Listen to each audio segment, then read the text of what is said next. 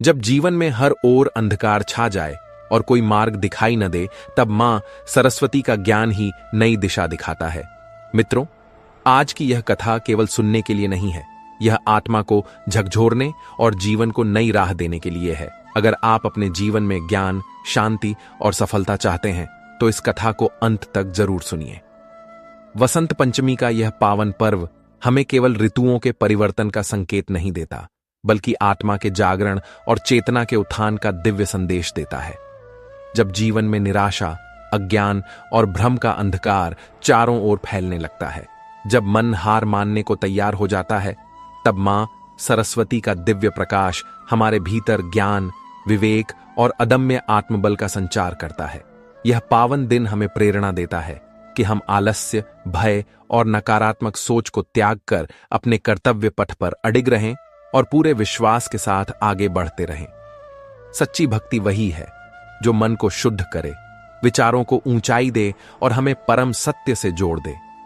जब जीवन में श्रद्धा, साधना और संकल्प एक साथ चलने लगते हैं, तब कोई भी बाधा इतनी बड़ी नहीं रह जाती जो हमारे मार्ग को रोक सके।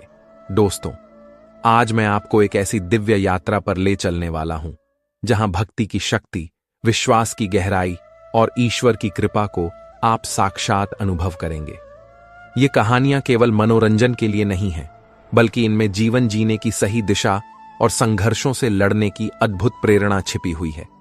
हमारे जीवन में कई बार ऐसा समय आता है जब अंधकार इतना गहरा लगने लगता है कि हमें हर आशा समाप्त होती दिखाई देती है, लेकिन ठीक उसी क्षण ईश्वर की कृपा की एक छोटी सी किरण हमारे जीवन को नई रोशनी से भर देती है। आज हम आपको वसंत पंचमी और मां सरस्वती की महिमा से जुड़ी ऐसी ही अद्भुत और ज्ञानवर्धक कथाएं सुनाने जा रहे हैं, जिन्हें सुनकर आपका मन श्रद्धा से भर उठेगा और आपका जीवन एक नई दिशा, नया विश्वास और नई ऊर्जा प्राप्त करेगा। बहुत समय पहले की बात है।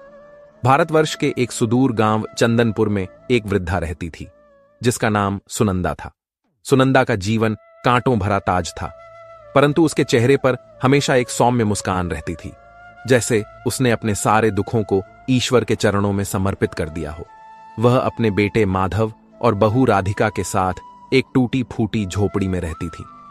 माधव, जो कभी अपने गांव का सबसे कुशल बुनकर हुआ करता था, जिसके हाथों के बने कपड़े दूर दूर तक मशहूर थे, एक दिन एक भयानक दुर्घटना का शिकार हो गया था। करघे पर काम करते समय एक भारी लकड़ी उसके सिर पर आ गिरी, जिससे उसकी आंखों की रोशनी हमेशा के लिए चली गई थी, जो आंखें कभी रंगों की पहचान करती थीं। अब उनके सामने केवल घोर अंधकार था। माधव की लाचारी ने उसे अंदर से तोड़ दिया था। वह दिन भर घर के कोने में बैठा रहता और अपनी किस्मत को कोसता रहता था। माधव के नेत्रहीन होने के बाद घर की आर्थिक स्थिति चरमरा गई थी। घर में खाने के लाले पड़ गए थे। सुनंदा, जो अब उम्र के उस पड़ाव पर थी जहां उसे आराम करना चाहिए था, वह अपने परिवार का पेट भरने के लिए घर से निकलती थी। कभी खेतों में मजदूरी करती तो कभी किसी के घर बर्तन मांजती। बहू राधिका भी सास का पूरा साथ देती थी, लेकिन गांव छोटा था और काम मिलना मुश्किल था। कई रातें ऐसी बीतती थीं जब चूल्हा ठंडा रहता और परिवार पानी पीकर सो जाता था। एक दिन की बात है, जेठ की तपती दोपहर थी। घर में अन्न का एक दाना भी नहीं था। माधव को बहुत जोर की प्यास लगी। वह अंदाज से पानी का मटका टटोलने के लिए उठा, लेकिन उसे दिखाई न देने के कारण उसका पैर एक पीढ़े से टकरा गया। वह धड़ाम से जमीन पर गिर पड़ा और उसके हाथ से मिट्टी का गिलास छूटकर चकनाचूर हो गया। पानी पूरे फर्श पर फैल गया। गिरने की चोट से ज्यादा माधव को अपने स्वाभिमान पर चोट लगी। वह फूट फूट कर रोने लगा और चिल्लाने लगा कि हे ईश्वर, तूने मुझे यह कैसा जीवन दिया है। मैं अपनी बूढ़ी मां और पत्नी पर बोझ बन गया हूं। एक गिलास पानी भी खुद लेकर नहीं पी सकता। इससे तो अच्छा है कि तू मुझे उठा ले। माधव का विलाप सुनकर राधिका दौड़ी आई और उसे संभालने लगी। उसी समय सुनंदा काम की तलाश करके लौटी थी। बेटे को जमीन पर पड़ा और रोता देख उसका ममतामयी हृदय तड़प उठा। उसने अपना थैला एक ओर फेंका और दौड़कर माधव को गले लगा लिया। उसने अपने आंचल से माधव के आंसू पोंछे और कहा कि पगले, ये तू क्या कह रहा है? सुख और दुख तो जीवन के दो पहिए हैं। आज दुख है तो कल सुख भी आएगा। तू मेरा बोझ नहीं, तू तो मेरा अभिमान है। देख, आज भगवान ने मेरी सुन ली है। आज मुझे जमींदार के यहां अनाज के गोदाम में काम मिल गया है। मुझे पेशगी के तौर पर 50 रुपए भी मिले हैं। सुनंदा ने झूठ बोला था ताकि उसके बेटे का हौसला न टूटे। उसने उसी समय बाजार से थोड़ी सब्जी और आटा खरीदा। उस रात घर में चूल्हा जला और सबने भरपेट भोजन किया। लेकिन सुनंदा जानती थी कि यह संघर्ष अभी लंबा है। समय का पहिया घूमा और बसंत ऋतु का आगमन होने वाला था। खेतों में पीली सरसों लहलहा रही थी, मानो धरती ने पीली चुनरी ओढ़ ली हो। हवा में एक नई ताजगी थी जो बता रही थी कि कल बसंत पंचमी है, मां सरस्वती का दिन। सुनंदा रोज की तरह जमींदार के गोदाम में काम करने पहुंची। वहां जमींदार की पत्नी, जिसे सब मालकिन कहते थे, मौजूद थी। मालकिन ने सुनंदा की ईमानदारी और मेहनत को देखा था। उसने सुनंदा को पास बुलाया और कहा कि सुनंदा, कल बसंत पंचमी का महापर्व है। हमारे घर के सामने जो सरस्वती मंदिर है, मैं चाहती हूं कि तुम उसकी साफ सफाई करो और उसे फूलों से सजाओ। कल वहां पूजा होगी और पूरे गांव में प्रसाद बटेगा। सुनंदा के लिए यह केवल काम नहीं था, बल्कि साक्षात मां सरस्वती की सेवा का अवसर था। उसने मालकिन के आदेश को सिर झुकाकर स्वीकार किया। उसने मंदिर के कोने कोने को साफ किया। उसने केवल धूल नहीं झाड़ी, बल्कि अपनी श्रद्धा से मंदिर के पत्थरों को चमका दिया। उसने जंगल से ताजे पीले फूल तोड़े और मां की प्रतिमा का इतना सुंदर श्रृंगार किया कि देखने वाले देखते रह जाएं। ऐसा लग रहा था मानो मां सरस्वती स्वयं वहां आकर विराजमान हो गई हूं।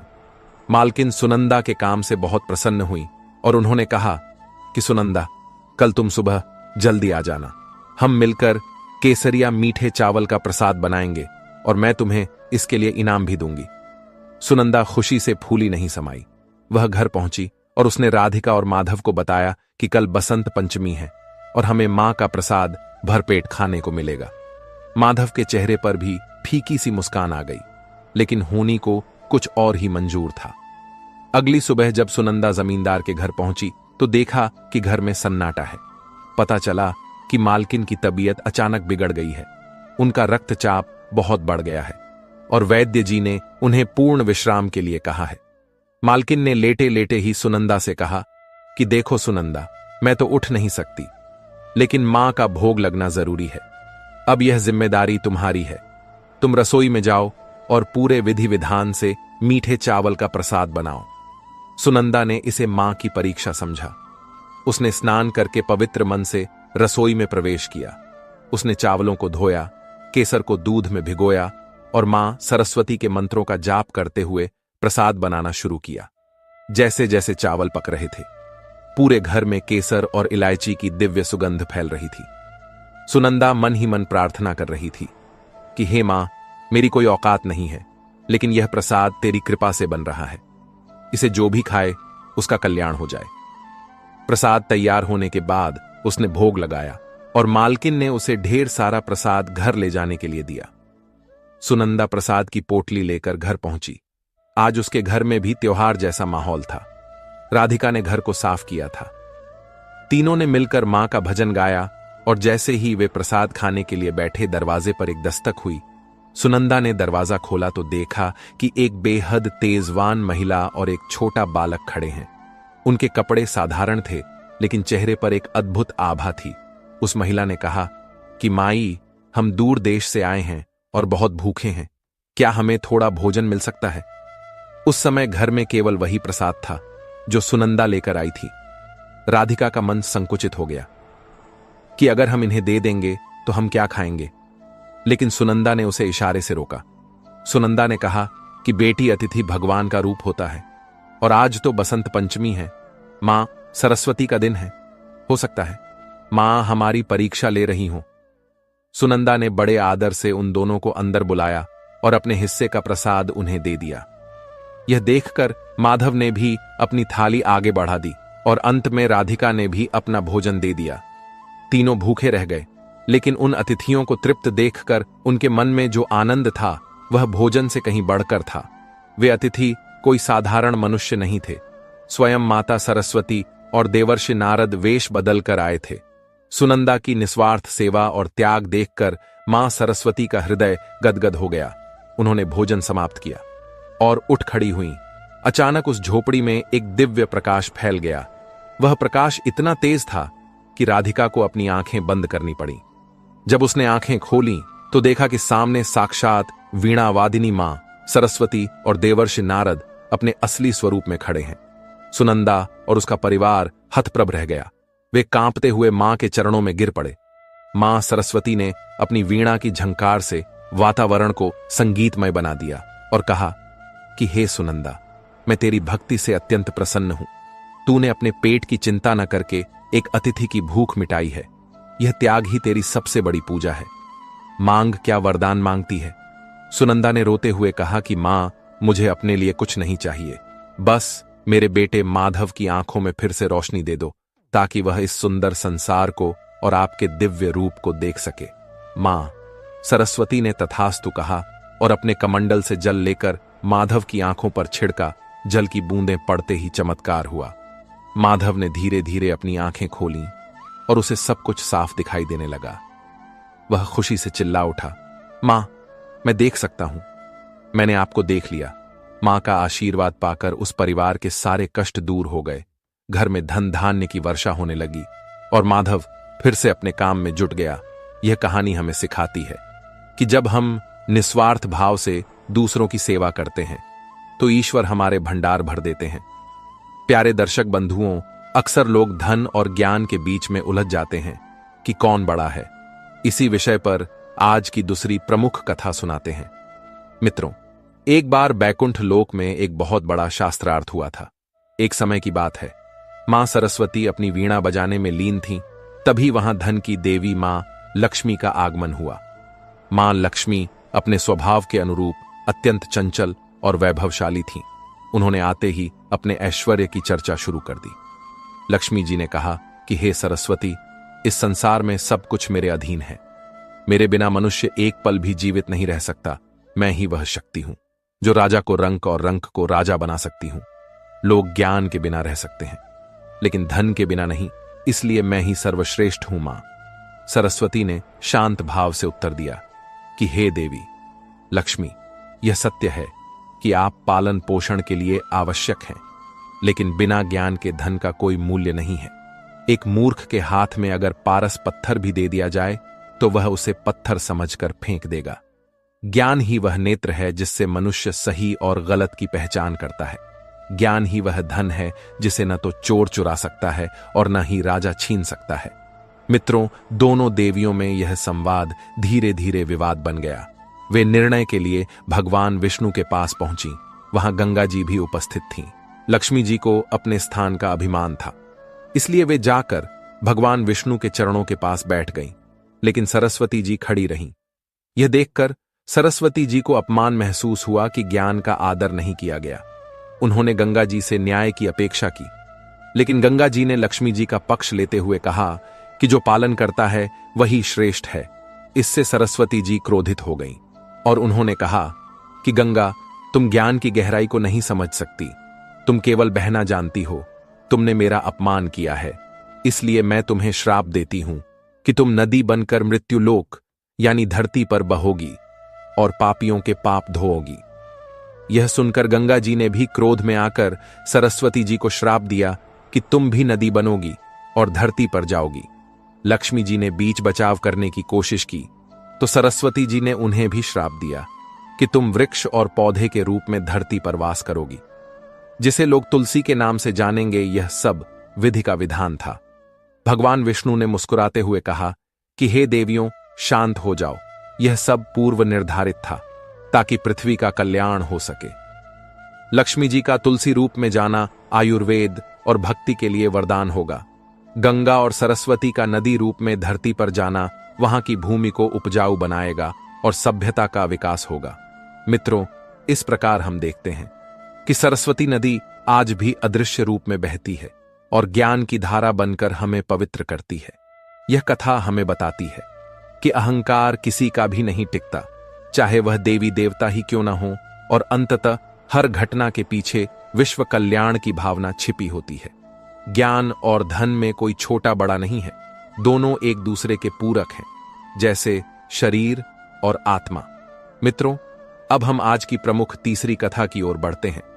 जो एक ऐसे बालक की है जिसे दुनिया ने मूर्ख घोषित कर दिया था, लेकिन उसने अपनी मेहनत से अपना भाग्य बदल दिया। प्राचीन काल में एक गुरुकुल में कमल नाम का एक बालक पढ़ता था। कमल बहुत ही मंदबुद्धि था। उसे जो भी पढ़ाया जाता वह तुरंत भूल जाता था। उसके सहपाठी उसका मजाक उड़ाते थे और गुरुजी भी उससे निराश हो चुके थे। एक बार कमल जंगल में खेल रहा था। वहां एक ऋषि तपस्या कर रहे थे। कमल ने अनजाने में खेल खेल में ऋषि के ऊपर धूल डाल दी। ऋषि का ध्यान भंग हो गया और उन्होंने क्रोध में आकर श्राप दिया कि जा, तू जीवन भर अज्ञानी रहेगा, तेरे दिमाग में कभी विद्या नहीं घुसेगी। कमल रोता हुआ अपने घर गया। उसकी मां ने जब यह सुना तो वह बहुत दुखी हुई, लेकिन उसने हार नहीं मानी। मां ने कमल को समझाया कि बेटा, कोई भी श्राप परिश्रम से बड़ा नहीं होता। मां सरस्वती की शरण में जा और अभ्यास कर। कमल ने मां की बात मान ली, लेकिन उसे समझ नहीं आ रहा था कि वह क्या करे। एक दिन वह प्यास बुझाने के लिए एक कुएं पर गया। वहां उसने देखा कि कुएं की जगत पर पत्थर में गहरे निशान बने हुए हैं। उसने वहां पानी भर रही महिलाओं से पूछा कि यह निशान कैसे बने। महिलाओं ने हंसकर कहा कि बेटा, यह निशान कोमल रस्सी के बार बार आने जाने से बने हैं। यह बात कमल के दिल में तीर की तरह चुभ गई। उसने सोचा कि जब एक कोमल रस्सी कठोर पत्थर को काट सकती है और उस पर निशान बना सकती है, तो क्या निरंतर अभ्यास से मैं विद्या प्राप्त नहीं कर सकता? बस फिर क्या था? कमल ने आलस्य त्याग दिया।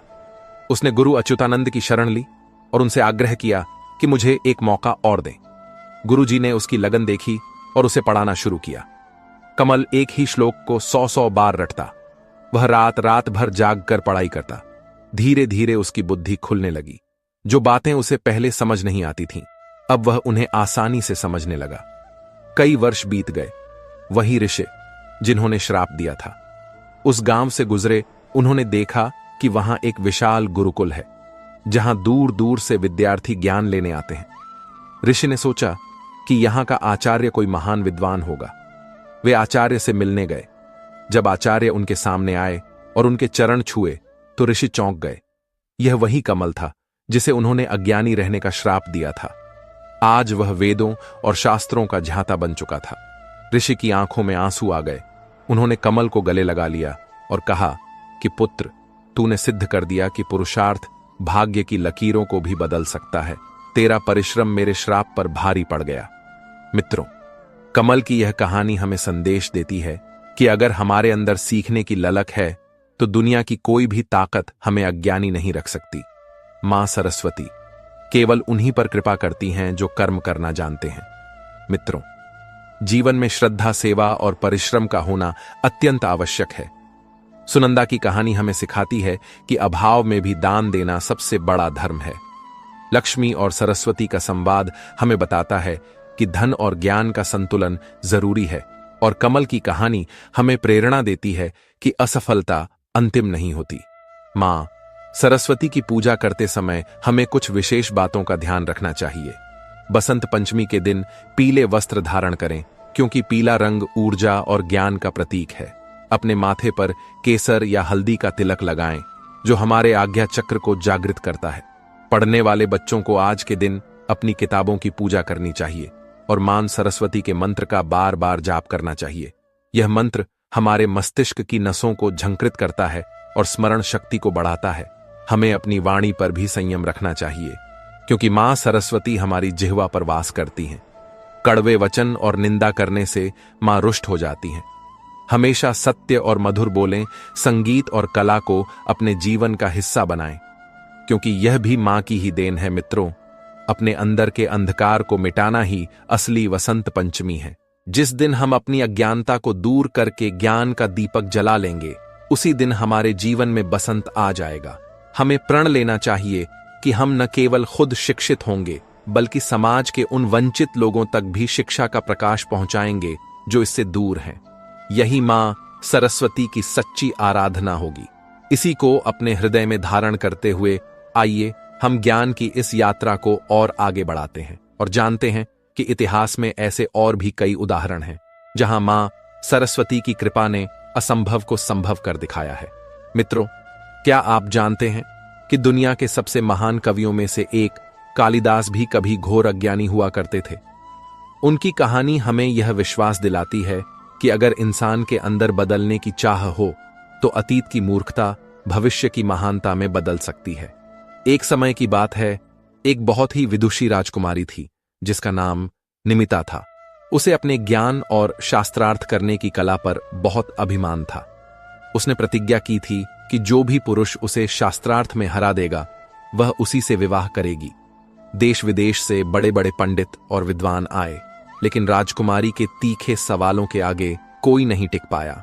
हारने के बाद उन पंडितों को बहुत अपमान महसूस हुआ और उन्होंने मिलकर एक योजना बनाई कि वे इस अहंकारी राजकुमारी का विवाह किसी महामूर्ख से करवाएंगे ताकि इसका घमंड टूट जाए।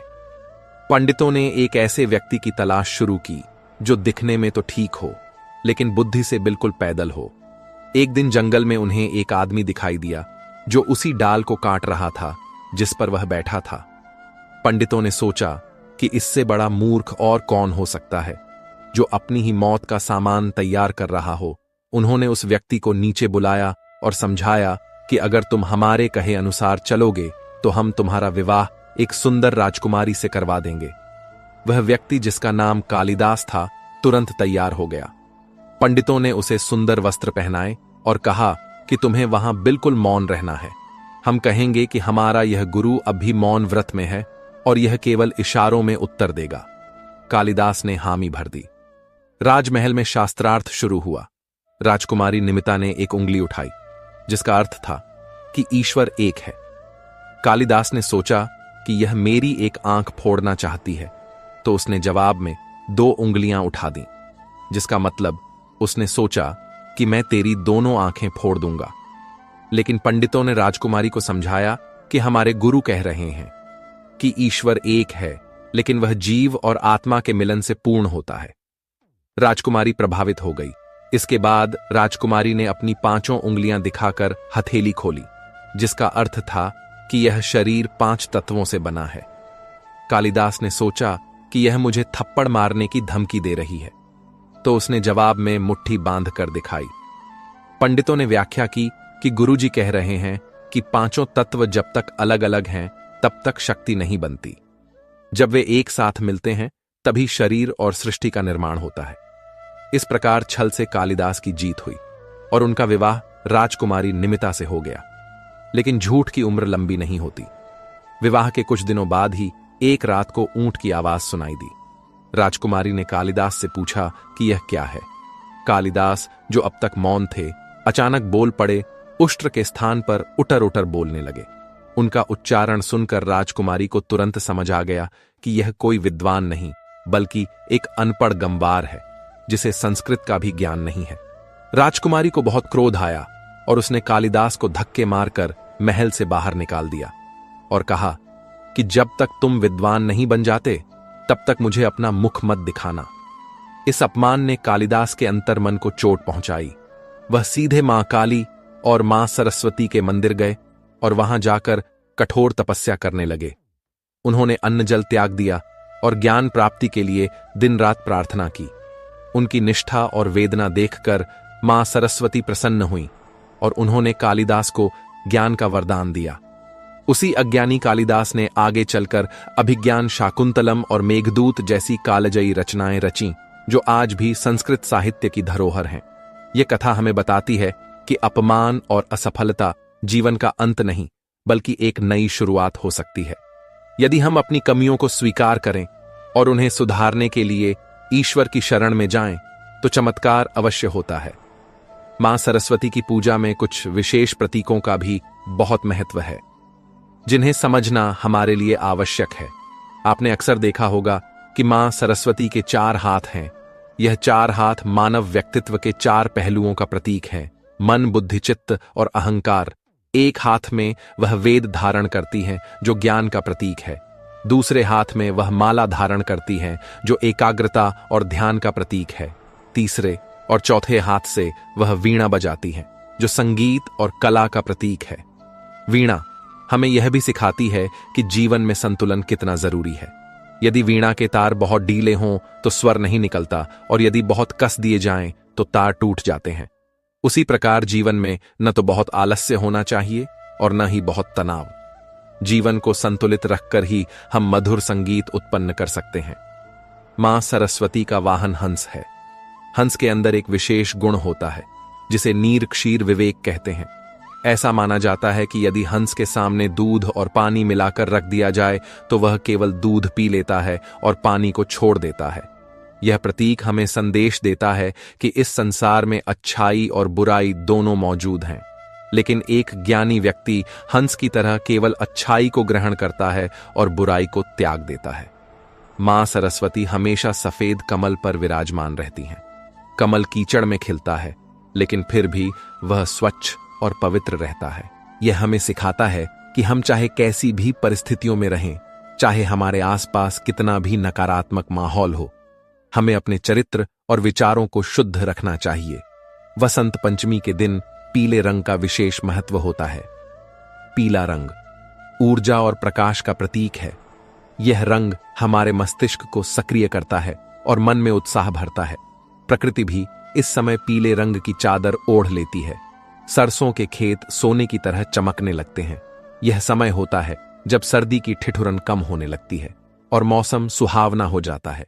वैज्ञानिक दृष्टिकोण से भी यह मौसम अध्ययन और साधना के लिए सर्वश्रेष्ठ माना जाता है, क्योंकि न तो अधिक गर्मी होती है और न अधिक सर्दी, जिससे मन आसानी से एकाग्र हो सकता है।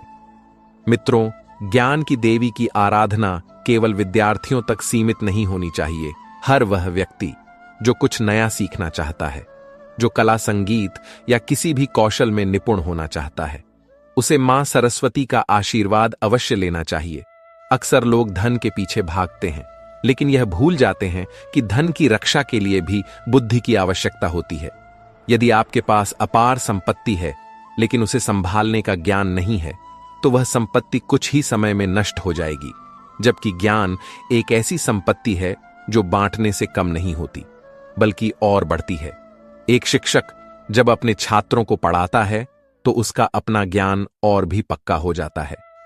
हमें अपने बच्चों को बचपन से ही यह संस्कार देने चाहिए कि वे विद्या का सम्मान करें, किताबों का आदर करें और अपने गुरुजनों के प्रति विनम्र रहें। आज के आधुनिक युग में जानकारी तो बहुत आसानी से मिल जाती है। इंटरनेट पर सब कुछ उपलब्ध है, लेकिन जानकारी और ज्ञान में अंतर होता है। जानकारी केवल तथ्यों का संग्रह है, जबकि ज्ञान उन तथ्यों का सही उपयोग करने की समझ है, और यह समझ मां सरस्वती की कृपा और गुरु के मार्गदर्शन से ही आती है। इसलिए तकनीक के इस दौर में भी हमें अपनी जड़ों से जुड़े रहना चाहिए और अपनी संस्कृति में छिपे हुए इन अनमोल मोतियों को संजो कर रखना चाहिए। अब मैं आपको एक बहुत ही शक्तिशाली प्रयोग बताना चाहता हूं, जो उन बच्चों के लिए बहुत लाभकारी है जिनका मन पढ़ाई में नहीं लगता या जिन्हें याद किया हुआ भूल जाता है। प्रतिदिन सुबह उठकर स्नान के बाद सूर्य देव को जल चढ़ाएं और उसके बाद 5 मिनट के लिए आंखें बंद करके मां सरस्वती के बीज मंत्र ऐ का उच्चारण करें। यह ध्वनि हमारे मस्तिष्क के उन केंद्रों को जागृत करती है जो स्मरण शक्ति और एकाग्रता के लिए जिम्मेदार होते हैं। यह कोई जादू नहीं है, बल्कि ध्वनि विज्ञान पर आधारित एक प्राचीन विधि है। जब हम निरंतर इसका अभ्यास करते हैं तो हमारे अंदर एक नई ऊर्जा का संचार होता है। सृष्टि के कण कण में जब नवजीवन का संचार होता है और प्रकृति अपनी पुरानी जीर्ण शीर्ण अवस्था को त्याग कर नव पल्लवों से सुसज्जित होती है, तब आगमन होता है ऋतुराज बसंत का। यह वह समय होता है जब शीत ऋतु की ठिठुरन कम होने लगती है और सूर्य देव की सुखद रश्मियां धरती को एक नई ऊर्जा प्रदान करती हैं। जैसा कि हमने पहले भी बताया कि माघ मास के शुक्ल पक्ष की पंचमी तिथि भारतीय संस्कृति में एक विशेष स्थान रखती है, क्योंकि यही वह दिन है जब विद्या, बुद्धि और कला की अधिष्ठात्री देवी मां सरस्वती का प्राकट्य इस धरा पर हुआ था। इस दिन को हम बसंत पंचमी के रूप में मनाते हैं और यह दिन केवल एक त्योहार नहीं, बल्कि अज्ञान के अंधकार से ज्ञान के प्रकाश की ओर ले जाने वाली एक यात्रा का प्रतीक है। विद्यालयों में, आश्रमों में और घर घर में आज के दिन उल्लास का वातावरण होता है। एक विद्यालय की कक्षा में अध्यापिका ने प्रवेश किया और बच्चों के चेहरों पर एक नई चमक देखी। उन्होंने बच्चों को संबोधित करते हुए कहा कि प्रिय बच्चों, कल का दिन हमारे लिए अत्यंत महत्वपूर्ण है। क्योंकि कल हम बसंत पंचमी का उत्सव मनाने जा रहे हैं। यह पर्व माघ मास के शुक्ल पक्ष की पंचमी को मनाया जाता है। शास्त्रों के अनुसार इसी दिन मां सरस्वती का जन्म हुआ था और इसी दिन से प्रकृति में बसंत ऋतु का आगमन माना जाता है। यह दिन उन सभी लोगों के लिए विशेष है जो शिक्षा, कला, संगीत या साहित्य से जुड़े हैं, क्योंकि मां सरस्वती ही वाणी और बुद्धि की देवी हैं। अध्यापिका ने आगे समझाया कि बसंत पंचमी के दिन पीले रंग का विशेष महत्व होता है। पीला रंग सादगी और पवित्रता का प्रतीक है। यह रंग मस्तिष्क को सक्रिय करता है और मन में सकारात्मक विचारों का संचार करता है। खेतों में लहलहाती पीली सरसों प्रकृति के सौंदर्य को चार चांद लगा देती है। अध्यापिका ने बच्चों को निर्देश दिया कि कल सभी बच्चे अपने भोजन में पीले रंग के व्यंजन लेकर आएंगे, चाहे वह पीले मीठे चावल हों या बेसन से बनी कोई वस्तु। साथ ही उन्होंने बच्चों को एक कार्य सौंपा कि वे घर जाकर अपने माता पिता से बसंत पंचमी की कथा सुनकर आएं और कक्षा में सुनाएं। वर्षा, जो कक्षा 5वीं की छात्रा थी, बहुत ही जिज्ञासु प्रवृत्ति की बालिका थी। उसके मन में प्रश्नों का सागर हमेशा हिलोरे लेता रहता था। वह चाहती थी कि वह अपनी कक्षा में सबसे श्रेष्ठ उत्तर दे और अपनी शिक्षिका की प्रशंसा प्राप्त करें। स्कूल की छुट्टी होते ही वह सीधे अपने घर पहुंची और अपनी मां सरोज के पास गई। उसकी मां उस समय पीले गेंदे के फूलों की माला गूंथ रही थी। वर्षा ने बड़े प्यार से अपनी मां से पूछा कि मां, आप क्या कर रही हैं और कल के त्योहार का क्या महत्व है? मुझे विस्तार से समझाइए। मां, सरोज ने अपनी बेटी की जिज्ञासा देखकर उसे अपने पास बैठाया और कहा कि बेटी, यह बहुत ही उत्तम बात है कि तुम अपनी संस्कृति और त्योहारों के मूल को समझना चाहती हो। सुनो, कल बसंत पंचमी है, जिसे ऋषि पंचमी भी कहा जाता है। कल से ऋतुराज बसंत का आरंभ होगा और प्रकृति अपना श्रृंगार करेगी। अब मैं तुम्हें वह पौराणिक कथा सुनाती हूं, जिससे तुम्हें पता चलेगा कि हम मां सरस्वती की पूजा क्यों करते हैं। जब परमपिता ब्रह्मा जी ने इस सृष्टि की रचना की थी, उन्होंने जीव जंतु, पहाड़, नदियां और मनुष्य तो बना दिए थे, परंतु उन्हें अपनी ही रचना में कुछ कमी महसूस हो रही थी। चारों ओर एक अजीब सा सन्नाटा पसरा हुआ था। वायु तो चल रही थी, पर उसमें कोई स्वर नहीं था। नदियां बह रही थीं, पर उनमें कलकल की ध्वनि नहीं थी। जीव जंतु तो थे, पर वे मूक थे। पूरी पृथ्वी मौन थी और यह निस्तब्धता ब्रह्मा जी को विचलित कर रही थी। उन्हें लगा कि उन्होंने एक गूंगी सृष्टि की रचना कर दी है। इस समस्या के समाधान के लिए ब्रह्मा जी भगवान विष्णु के पास क्षीर सागर पहुंचे और अपनी व्यथा सुनाई। भगवान विष्णु ने ब्रह्मा जी की चिंता को समझा और कहा कि इस समस्या का समाधान केवल आदिशक्ति ही कर सकती है। हमें उन्हीं का आवाहन करना चाहिए। तब ब्रह्मा जी और विष्णु जी ने मिलकर आदिशक्ति मां दुर्गा का आवाहन किया। उनकी पुकार सुनकर आदिशक्ति वहां प्रकट हुई और ब्रह्मा जी से उनकी समस्या पूछी। ब्रह्मा जी ने हाथ जोड़कर विनती की कि हे देवी, मैंने सृष्टि की रचना तो कर दी है, परंतु यह वाणी विहीन है। चारों ओर अज्ञान का अंधकार और मौन व्याप्त है। कृपा करके इस सृष्टि में ध्वनि और ज्ञान का संचार करें। ब्रह्मा जी की प्रार्थना स्वीकार करते हुए आदिशक्ति के शरीर से एक श्वेत रंग का दिव्य तेज पुंज निकला। देखते ही देखते वह तेज एक चतुर्भुजी देवी के रूप में परिवर्तित हो गया। वह देवी अत्यंत सुंदर और सौम्य थीं। उन्होंने श्वेत वस्त्र धारण किए हुए थे। उनके एक हाथ में वीणा थी, दूसरे हाथ में वर मुद्रा थी और अन्य 2 हाथों में पुस्तक और स्फटिक की माला थी। यह साक्षात मां सरस्वती थीं। आदिशक्ति ने उनसे कहा कि हे देवी, आपको इस संसार में ध्वनि और वाणी का संचार करना है। अपनी वीणा के तारों को झंकृत करें ताकि यह मूक सृष्टि बोलने लगे। मां सरस्वती ने जैसे ही अपनी वीणा के तारों को छेड़ा, एक मधुर संगीत पूरे ब्रह्मांड में गूंज उठा। हवाओं में सरसराहट होने लगी, नदियों में कलकल की ध्वनि फूट पड़ी, पक्षी चहचहाने लगे और मनुष्यों को वाणी प्राप्त हो गई। अज्ञान का अंधकार मिट गया और ज्ञान का प्रकाश चारों ओर फैल गया। उस दिन से ही मां सरस्वती को वाणी, बुद्धि और संगीत की देवी के रूप में पूजा जाने लगा। उन्हें वागीश्वरी, शारदा, वीणा वादिनी और वाग्देवी जैसे अनेक नामों से जाना जाता है। वर्षा ने यह कथा बहुत ध्यान से सुनी और अपनी मां से कहा कि अब मैं समझ गई कि बसंत पंचमी का इतना महत्व क्यों है। वर्षा की मां ने उसे बताया कि बसंत पंचमी के दिन विद्यार्थी अपनी पुस्तकों और कलम की पूजा करते हैं, संगीतकार अपने वाद्य यंत्रों की पूजा करते हैं और जगह जगह पीले मीठे चावलों का प्रसाद बांटा जाता है। यह दिन नई विद्या आरंभ करने के लिए सबसे शुभ माना जाता है। अगले दिन वर्षा ने कक्षा में यह कहानी सबको सुनाई और खूब प्रशंसा पाई। विद्यालय में सभी बच्चों ने मिलकर मां सरस्वती की वंदना की और प्रसाद ग्रहण किया।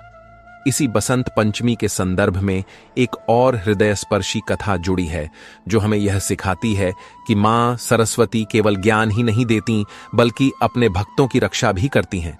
एक गांव में दो अनाथ बच्चे रहते थे जिनका नाम मुन्नी और राजू था। उनके पिता का देहांत बहुत पहले हो गया था और उनकी मां कमला मेहनत मजदूरी करके उनका पालन पोषण करती थी। कमला अपने बच्चों से बहुत प्रेम करती थी। एक दिन कमला दूसरे गांव से राशन लाने के लिए बस से निकली, परंतु दुर्भाग्यवश वह बस एक गहरी नहर में गिर गई। बहुत खोजबीन के बाद भी कमला का कुछ पता नहीं चला और उसे मृत मान लिया गया।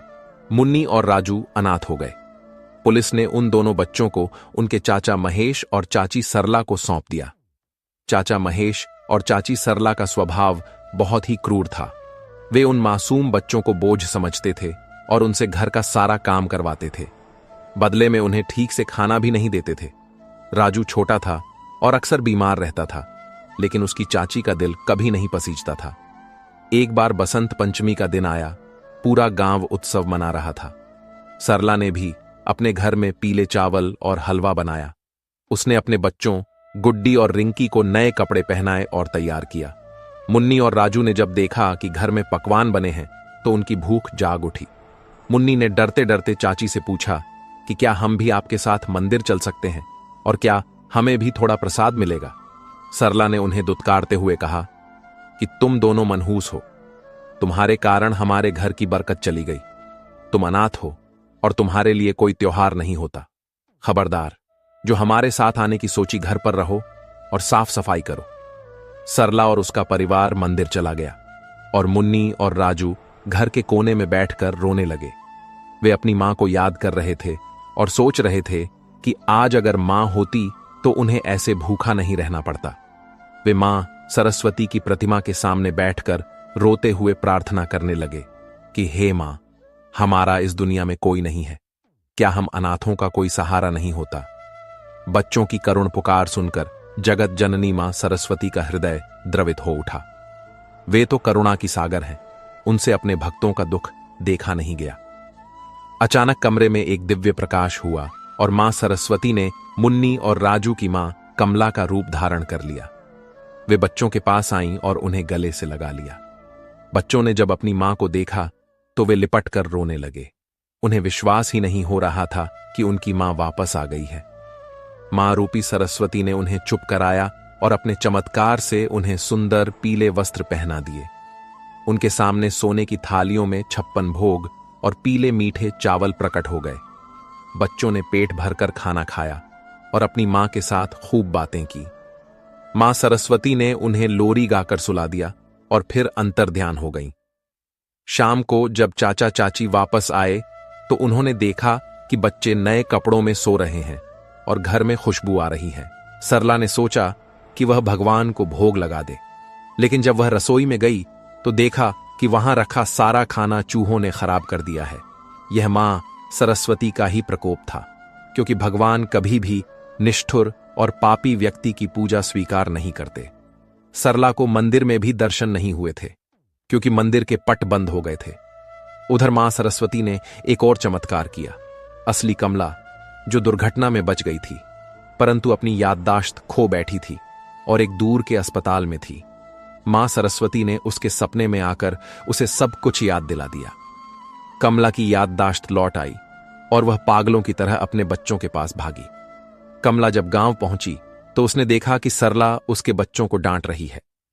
कमला ने शेरनी की तरह दहाड़ते हुए सरला को रोका और अपने बच्चों को गले लगा लिया। सरला कमला को जिंदा देखकर भयभीत हो गई। उसे अपनी गलती का एहसास हुआ कि उसने अनाथ बच्चों पर कितना अत्याचार किया था। कमला ने बताया कि कैसे वह बच गई थी और कैसे मां सरस्वती की कृपा से उसे सब याद आ गया। कमला अपने बच्चों को लेकर एक नए घर में चली गई और वहां खुशी खुशी रहने लगी। यह कथा सिद्ध करती है कि जिसका कोई नहीं होता उसका ईश्वर होता है। मित्रों, अब हम आगे चर्चा को एक और गंभीर और आध्यात्मिक विषय की ओर मोड़ते हैं, जो है गुप्त नवरात्रि। बसंत पंचमी का पर्व माघ मास में आता है और इसी माघ मास में गुप्त नवरात्रि भी मनाई जाती है। साधारणतः लोग वर्ष में 2 बार आने वाली नवरात्रि चैत्र और शारदीय नवरात्रि के बारे में जानते हैं, परंतु 2 नवरात्रियां ऐसी भी होती हैं जो गुप्त होती हैं, एक माघ मास में और दूसरी आषाढ़ मास में। इन्हें गुप्त नवरात्रि इसलिए कहा जाता है क्योंकि इसमें की जाने वाली साधना और पूजा को गोपनीय रखा जाता है। यह साधना विशेष रूप से तांत्रिकों और साधकों के लिए होती है जो विशेष सिद्धियां प्राप्त करना चाहते हैं, लेकिन गृहस्थ लोग भी इसमें मां दुर्गा की आराधना करके अपनी मनोकामनाएं पूर्ण कर सकते हैं। गुप्त नवरात्रि की सबसे बड़ी विशेषता यह है कि इसमें नवदुर्गा के स्थान पर 10 महाविद्याओं की उपासना की जाती है। 10 महाविद्याएं आदि शक्ति के 10 उग्र और सौम्य रूप हैं जो साधक को भोग और मोक्ष दोनों प्रदान करती हैं। यह 10 महाविद्याएं हैं काली तारा, त्रिपुर सुंदरी, भुवनेश्वरी, छिन्नमस्ता, त्रिपुर, भैरवी, धूमावती, बगलामुखी, मातंगी और कमला। इन देवियों की साधना से मनुष्य के जीवन के सभी कष्ट मिट जाते हैं और उसे अलौकिक शक्तियों की प्राप्ति होती है। यह समय आध्यात्मिक उन्नति के लिए अत्यंत श्रेष्ठ है। आइए जानते हैं इन 10 महाविद्याओं के बारे में और इनकी साधना से क्या फल मिलता है। पहली महाविद्या है महाकाली, जो काल की देवी हैं और अज्ञान व अहंकार का नाश करती हैं। शनि दोष निवारण के लिए इनकी पूजा अचूक मानी जाती है। दूसरी महाविद्या तारा है, जो तारने वाली हैं और संकटों से रक्षा करती हैं। तीसरी महाविद्या त्रिपुर सुंदरी है, जिन्हें षोडशी भी कहा जाता है। ये तीनों लोकों में सबसे सुंदर हैं और विवाह में आने वाली बाधाओं को दूर करती हैं। चौथी महाविद्या भुवनेश्वरी है, जो ब्रह्मांड की स्वामिनी है और सुख समृद्धि प्रदान करती हैं। पांचवी महाविद्या छिन्नमस्ता है, जो आत्म बलिदान का प्रतीक है और राहु दोष व शत्रुओं का नाश करती है। छठी महाविद्या त्रिपुर भैरवी है, जो तपस्या की देवी हैं और मंगल दोष को दूर करती हैं। सातवीं महाविद्या धूमावती है, जो विधवा स्वरूप में है और दरिद्रता व रोग का नाश करती हैं। आठवीं महाविद्या बगलामुखी है, जो शत्रुओं को स्तंभित करने और वाद विवाद में विजय दिलाने वाली देवी हैं। नौवीं महाविद्या मातंगी हैं, जिन्हें तांत्रिक सरस्वती भी कहा जाता है और वे वाणी व कला में निपुणता देती हैं। 10वीं महाविद्या कमला है, जो तांत्रिक लक्ष्मी है और अपार धन संपत्ति प्रदान करती हैं। इस प्रकार हम देखते हैं कि माघ मास का यह समय आध्यात्मिक दृष्टि से कितना महत्वपूर्ण है। एक ओर जहां बसंत पंचमी हमें ज्ञान और कला की ओर प्रेरित करती है, वहीं गुप्त नवरात्रि हमें शक्ति और साधना के मार्ग पर ले जाती है। मां सरस्वती और मां दुर्गा दोनों ही एक ही शक्ति के रूप हैं, जो हमें जीवन जीने की कला सिखाती है। हमें चाहिए कि हम इन त्योहारों की गरिमा को समझें और केवल बाहरी आडंबर के बजाय अपने भीतर के अंधकार को मिटाने का प्रयास करें। चाहे वह वर्षा की जिज्ञासा हो, मुन्नी और राजू का भोलापन हो या साधकों की कठोर तपस्या हो, हर मार्ग अंततः उस परम शक्ति की ओर ही जाता है जो इस सृष्टि का आधार है। हमें अपने जीवन में विद्या, विनम्रता और भक्ति को स्थान देना चाहिए।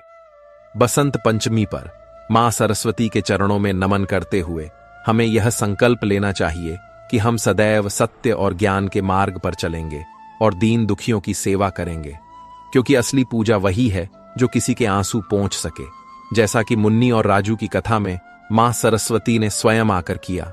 उन्होंने हमें बताया कि ईश्वर मंदिरों में नहीं बल्कि सच्चे और भावुक हृदयों में बसते हैं। गुप्त नवरात्रि का संदेश भी यही है कि शक्ति का संचय करो, पर उसका उपयोग जगत कल्याण के लिए करो। अपनी बुराइयों का नाश करो और अपने भीतर देवत्व को जगाओ। इस पावन अवसर पर आप सभी को बसंत पंचमी और गुप्त नवरात्रि की हार्दिक शुभकामनाएं। मां सरस्वती आपकी वाणी में मधुरता और बुद्धि में कुशाग्रता प्रदान करें और मां आदिशक्ति आपके जीवन से सभी बाधाओं को दूर कर आपको सुख, समृद्धि और शांति प्रदान करें। यही इस संपूर्ण कथा और ज्ञान का सार है कि विश्वास रखो कर्म करो और ईश्वर के प्रति समर्पित रहो तो जीवन का हर पतझड़ एक दिन बसंत में अवश्य बदल जाएगा।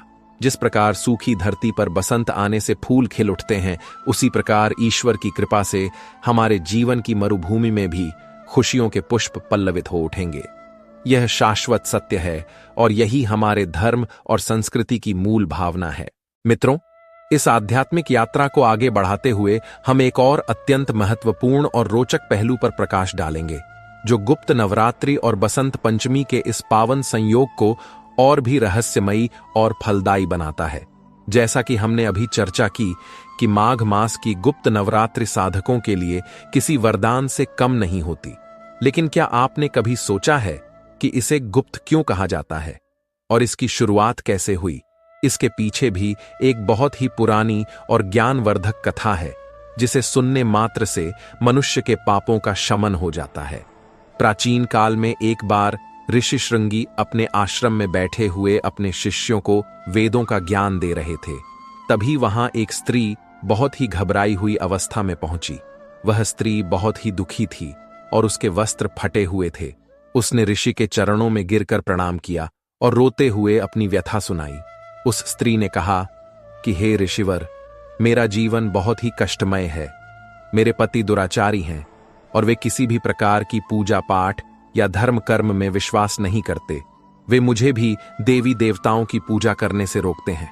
मैं मां दुर्गा की भक्त हूं, लेकिन मैं खुलकर उनकी आराधना नहीं कर सकती। मुझे डर है कि अगर मेरे पति को पता चला तो वे मुझे बहुत मारेंगे और घर से निकाल देंगे। मैं बहुत धर्म संकट में फंसी हुई हूं। कृपया मुझे कोई ऐसा उपाय बताएं जिससे मैं अपनी भक्ति भी कर सकूं और मेरे पति को पता भी न चले और साथ ही मेरे घर के क्लेश भी मिट जाएं। ऋषि श्रृंगी बहुत ही ज्ञानी और दूरदर्शी थे। उन्होंने उस स्त्री की पीड़ा को समझा और ध्यान लगाकर देखा कि वास्तव में वह स्त्री बहुत ही सात्विक विचारों की है, परंतु उसका परिवेश बहुत नकारात्मक है। ऋषि ने मुस्कुराते हुए कहा कि बेटी, तुम्हें चिंता करने की कोई आवश्यकता नहीं है। हमारे शास्त्रों में हर समस्या का समाधान है। देवी दुर्गा की कृपा प्राप्त करने के लिए केवल दिखावे या बड़े बड़े अनुष्ठानों की आवश्यकता नहीं होती। ऋषि ने आगे बताया कि वर्ष में 2 बार प्रकट नवरात्रि होती है, जिसमें सब लोग धूमधाम से पूजा करते हैं, लेकिन 2 बार गुप्त नवरात्रि भी आती है, जो माघ और आषाढ़ मास में पड़ती है।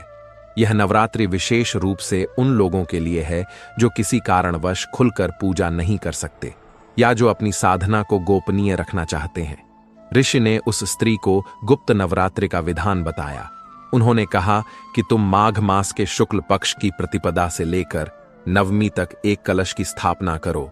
यदि तुम कलश स्थापना नहीं कर सकती तो केवल मानसिक रूप से मां का आह्वान करो। तुम रात के समय जब सब सो जाएं, तब मां के मंत्रों का जाप करो और अपनी मनोकामना उनके समक्ष रखो। मां दुर्गा तो जगत जननी है, वे अपने भक्तों की मूक पुकार भी सुन लेती हैं। इस पूजा में किसी बाजे गाजे या भीड़ भाड़ की जरूरत नहीं होती। यह तो आत्मा का परमात्मा से गुप्त मिलन है। उस स्त्री ने ऋषि के बताए अनुसार माघ गुप्त नवरात्रि का व्रत और पूजन किया। उसने पूरी श्रद्धा से 10 महाविद्याओं का स्मरण किया और आश्चर्यजनक रूप से 9 दिनों के भीतर ही उसके घर का वातावरण बदलने लगा।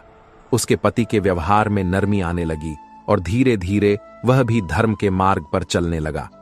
यह कथा हमें सिखाती है कि भक्ति प्रदर्शन की मोहताज नहीं होती।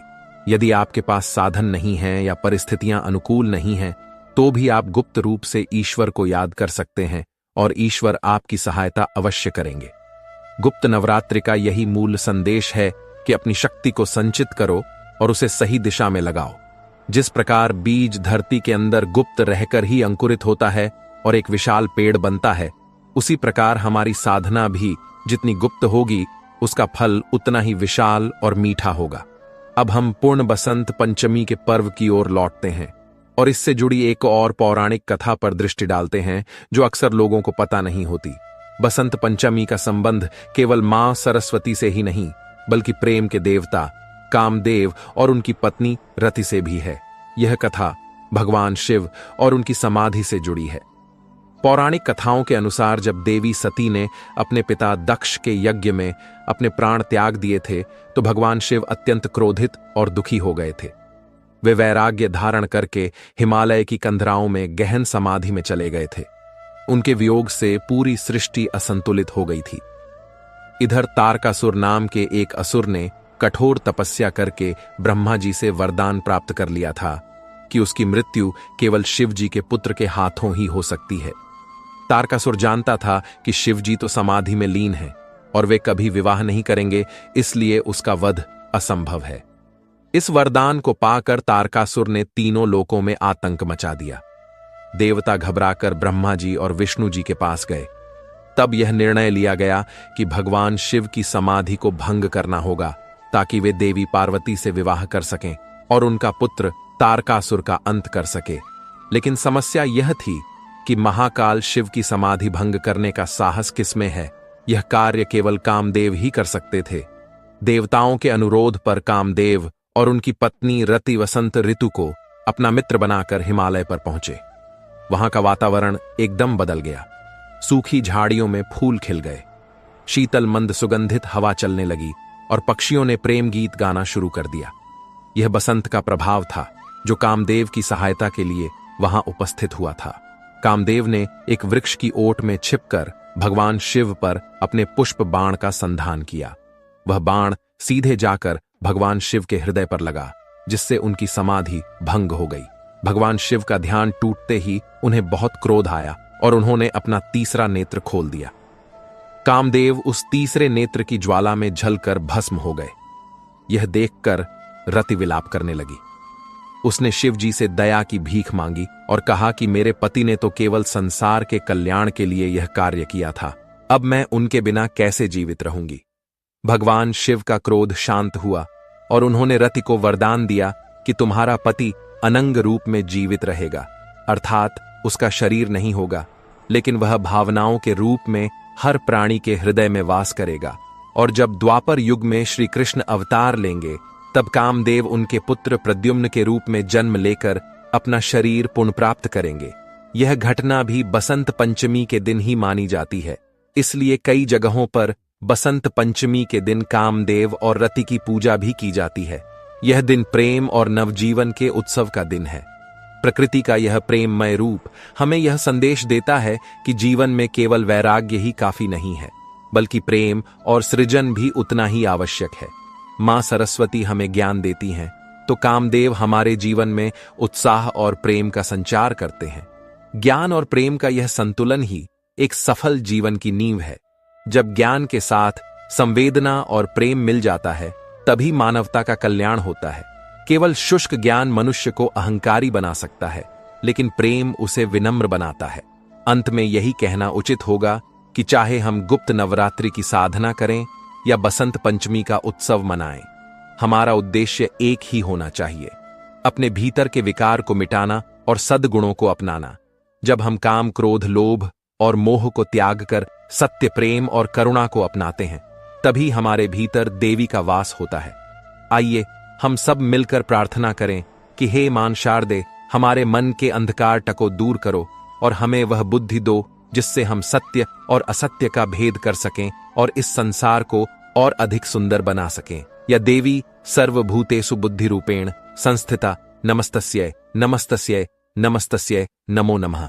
इन कथाओं को समाप्त करते हुए आशा है कि आपको भारतीय संस्कृति की इन गहराइयों में डूबकर आनंद की अनुभूति हुई होगी। हर त्योहार एक संदेश लेकर आता है और बसंत पंचमी का संदेश है खिलना, महकना और अपने ज्ञान की सुगंध से पूरे विश्व को सराबोर कर देना। जिस तरह बसंत में प्रकृति भेदभाव नहीं करती और हर पेड़ पौधे को नवजीवन देती है, उसी तरह हमें भी जाति, धर्म और ऊंच नीच का भेद भुलाकर समाज में प्रेम और ज्ञान का प्रसार करना चाहिए। यही सच्ची मानवता है और यही धर्म का सच्चा स्वरूप है। दोस्तों, अगर वसंत पंचमी और मां सरस्वती की ये पावन कथाएं आपके हृदय को स्पर्श कर रही हैं, अगर इन शब्दों से आपके भीतर विश्वास, ऊर्जा और नई चेतना का संचार हो रहा है, तो इस वीडियो को लाइक जरूर करें। इसे अपने परिवार, मित्रों और हर उस व्यक्ति तक शेयर करें जिसे आज आशा और मार्गदर्शन की आवश्यकता है। ऐसे ही भक्ति, ज्ञान और जीवन को दिशा देने वाले वीडियो पाने के लिए हमारे चैनल को सब्सक्राइब करना ना भूलें। आपका एक छोटा सा सहयोग किसी के जीवन में बड़ा परिवर्तन ला सकता है। मां सरस्वती की कृपा से आपका जीवन ज्ञान, शांति और सफलता से सदैव परिपूर्ण रहे। जय मां सरस्वती।